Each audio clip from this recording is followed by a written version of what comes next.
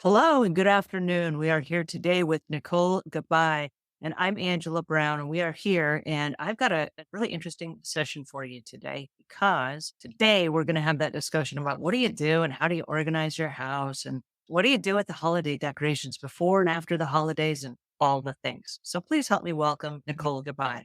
Nicole, how are you today? I'm doing great. How are you? I'm very good. Thanks for being here today. Well, let's talk about the organizing for a second because a lot of people are not ready or they're not able with Mhm. different family members that are like, no, that's my stuff. Don't get rid of it. Yeah, And so we find ourselves in a situation of just organizing. Let's talk about the organizing for a minute and how we deal with some of the stuff we have to organize that we can't get rid of and we just have too much of it. that's the key is too much of it. It's all really a matter of quantity. The bigger the house, the more stuff we put in it. It's like ladies with their purse, the bigger your purse, the more you put in it. And to some degree, it is a bit of a discipline. You have to really ask yourself, do I need 10 vases? Well, actually, seven of those I never use because they're really not my favorites. And I actually don't even like them. So Mm. you kind of need to take that moment to focus on each of those things to declutter. I always say, there's somebody else in the world that needs it way more than you do. So I'm a big fan of donations, repurposing, upcycle, reusing in other ways. And, once you get started with it, I think it takes momentum and it encourages you to look at other rooms, all the other spaces that you've been storing things for probably way too long. So you just mentioned donations. And one of the things I know about donations is I know in my town where the donation drop offs are. Yes. And so I have set up, like if I'm going out to lunch and I'm going to a particular restaurant that is near the drop off center, I will have a box that every time I go to that restaurant, I will go to the drop off on my way. So there's a Right. trigger that lets me know that, hey, I'm going to that restaurant. Near Yes. that is the Salvation Army drop off. Therefore, what stuff am I taking today? And I can Exactly. just run around the house and go, I haven't used this in a while. I'm not using that. That's been around for way too long. I forgot about that. And if there's Yes. something I think I might want, but not using it, I'll put it in a closet. It's like kind of like a holding closet. And so I always open the holding closet and go, okay, I haven't used anything in here for 90 days. What am I okay getting rid of? Let me take that on the way to the restaurant. And that Yeah. way it's kind of a trigger to just reduce the stuff that we have. Yes, I think that's an excellent idea to add to that. I like to always have a big shopping bag, some kind of large bag in my closet at all times.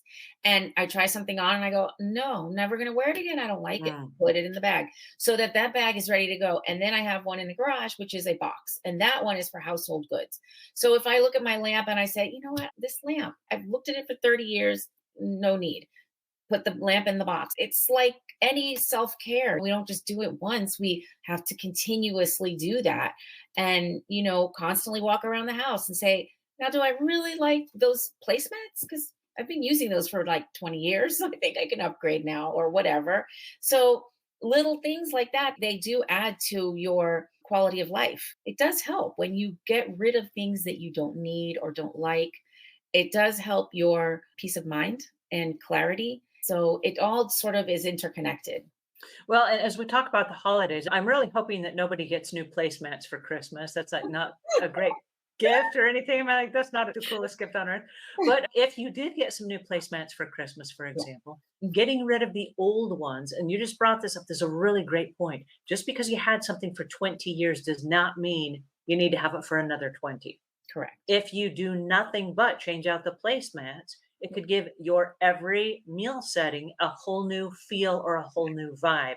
And something as simple as getting rid of the old placemats and making 100%. room for new ones can upgrade or update your meal setting. Yeah. Yeah. And so it's little tiny things. Just because we took really good care of something Yeah. and we hung on to it forever Yeah. doesn't mean we have to keep hanging on to it. Exactly. Somebody out there needs those more than you do, and you can maybe upgrade or change it out.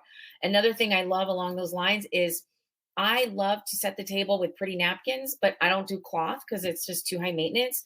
So I buy those larger napkins that usually people put as a hand towel in the bathroom. I use those as a dinner napkin. So there's millions of patterns out there. And for $10, I have enough to change out and add a whole new look to my entire dining table, dining experience. It's those little things that really add to your quality of life. you. Thank you so much, Nicole, for joining us today. You're This was welcome. so much fun. Oh, And you're welcome. It was great. Thanks for having me. Oh, and by the way, the book is available on Amazon or any bookstore. It's distributed through Ingram Books, so it's worldwide distribution.